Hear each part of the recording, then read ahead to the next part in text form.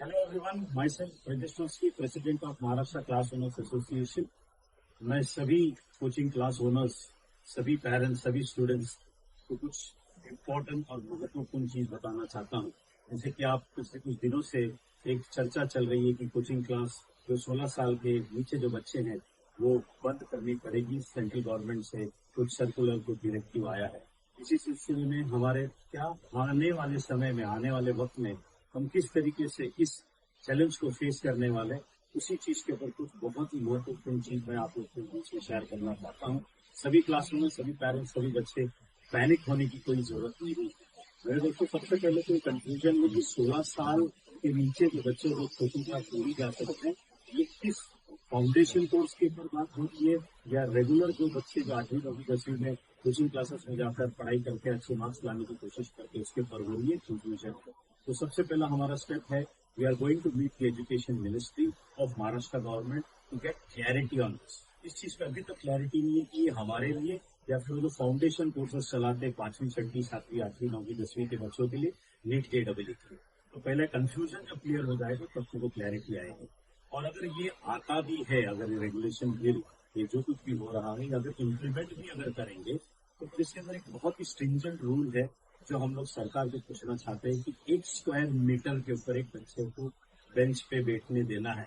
ये इसके पीछे का लॉजिक क्या है? मतलब 1 स्क्वायर मीटर मतलब कोविड का कोई नॉर्म्स तो नहीं चल रहा जिसकी वजह से 1 स्क्वायर मीटर की बात हो रही है।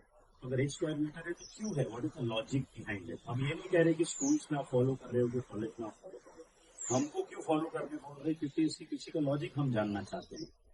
इस चीज को हम सरकार के सामने रखना चाहते हैं। अगर सरकार या यहाँ से कहीं से भी हमको कोई भी रेस्पॉन्स नहीं मिला तो फिर हमारा नेक्स्ट स्टेप है, 28 तारीख को महाराष्ट्र के जितने भी कोचिंग क्लास ओनर्स का फेडरेशन है, एसोसिएशन है, हमारा एक बहुत बड़ा मीट है नासिक में। हम सब वहां पर मिलकर ऑल ओवर महाराष्ट्र के क्लास ओनर्स जो दुविधा है ये बिल आने की वजह से, इसके ऊपर चर्चा करते हुए नेक्स्ट पॉइंट ऑफ एक्शन हमारा होगा, हम जाएंगे रिट पिटीशन के लिए। अभी तक रिट पिटीशन का डिसीजन नहीं लिया गया है। पहले हम सरकार से चर्चा करेंगे, वहां से हमको जवाब मिल गया तो क्लैरिटी मिली तो कोई प्रॉब्लम नहीं। बिल काफी हद तक काफी अच्छा है। We are not totally negating the bill. काफी अच्छे उसके अंदर नॉर्म्स है जो फॉलो करेंगे तो हमारी कोचिंग क्लास इंडस्ट्री को रेगुलाइज किया जाएगा और उनको एक रिकग्निशन मिलेगा। बट अगर स्ट्रिंजेंट रूल्स के साथ आएंगे तो फिर ये बहुत बड़ा चैलेंज हो जाएगा। कोचिंग क्लास इंडस्ट्री को बंद करने की बात हो जाएगी तो फिर कहाँ हमारे बच्चे जाएंगे? हम ये नहीं कहते कि स्कूल नाकामयाब है इस सब चीजों के अंदर जिसकी वजह से कोचिंग क्लास इंडस्ट्री बहुत ग्रो कर रही है। चैलेंज ये है कि स्कूल में एक 30 मिनट का एक पीरियड होता है और वो टीचर बेचारी 40-50 बच्चों तक कब तक पूछेगी, कैसा पूछेगी, नहीं मालूम पड़ता। होमवर्क चेक करे कि उसके डाउट्स को सॉल्व करे। और बच्चों को भी ऐसा लगता है कि अगर मैं खड़े के डाउट पूछूंगा तो लेक्चर खत्म हो जाएगा, टीचर क्या करेगा।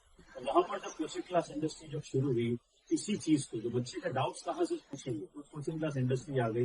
1-1.25 घंटा क्लास ओनर्स पढ़ाते हैं तो वहाँ पे होमवर्क भी चेक हो जाता है और वहाँ पे डाउट्स भी क्लियर हो जाते हैं। ऐसे बहुत सारी चीजें। तो एक पैरेलल एजुकेशन सिस्टम है। Why coaching class came into existence is new to support this school industry to get their doubts clear. जो बच्चे बहुत कमजोर होते हैं उनके ऊपर काम करने के ऊपर यहाँ से शुरू हुआ और इंडस्ट्री पैरेलली दोनों मिलकर जो मेन इंडस्ट्री है उसको सपोर्ट करते हुए हम बच्चों के ऊपर काम कर रहे हैं। यही हमारा इंटेंशन है। तो बच्चे और माँ बाप घबराइएगा नहीं, ऐसा आसान नहीं है इस इंडस्ट्री को बंद करना। लाखों करोड़ों की इंडस्ट्री है और आप लोग का सपोर्ट की वजह से इंडस्ट्री खड़ी है। आपको चाहिए तो हम हैं, आपको अगर नहीं चाहिए तो हम नहीं है। It's only because of you parents and teachers जो भी हम यहाँ पर हैं। और पिछले साल 22-23 साल से MCA Maharashtra class owners association 23 साल से कोचिंग क्लास इंडस्ट्री के सभी लिटिगेशंस को फेस कर रहा है। अभी भी हमारा एक केस चालू है। कोचिंग क्लास ओनर्स के दरवाजे पे आज तक एक नोटिस नहीं लगा। उसके पीछे महाराष्ट्र क्लास ओनर्स एसोसिएशन वहां पर कोर्ट में खड़ा है, जिसकी वजह से हम बहुत आसानी से अपने क्लासेस चला पा रहे हैं। एक मैसेज है क्लास ओनर्स के लिए, हम एक साथ मिलकर ये जो चैलेंजेस को फेस करेंगे। Let us merge to emerge, ये हमारा मोटो है। हम चाहेंगे कि हमारे साथ जुड़े रहिएगा। आने वाले समय में ऐसे कई सारे वीडियोस देकर हम आपको अपडेट करते रहेंगे। पैनिक होने की कोई जरूरत नहीं है। हम सरकार के खिलाफ भी नहीं है, साथ भी हम यही जानना चाहते हैं कि हमारा अस्तित्व क्या है, व्हाट इज दी अस्तित्व of Maharashtra class owners association और हम कोचिंग क्लास इंडस्ट्री का अस्तित्व क्या है।